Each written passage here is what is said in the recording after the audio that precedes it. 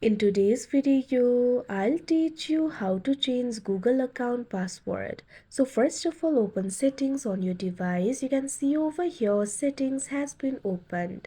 Tap on this option Google that you can see on the screen. Now after you do that, you'll be able to see your Google account over here. Simply tap on it.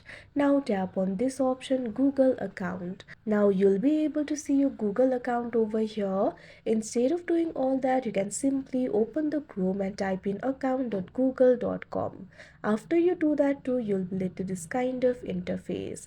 Now what you have to do is tap on this option Google password that you can see on the screen. Now you'll be asked to enter the screen lock. To proceed, make sure to enter it. After that, you'll be able to change the password. Tap on the field of new password. Now enter the new password over here. Now confirm the password. In this screen, you'll be able to see the requirement for the password. Make sure to comply by this requirement.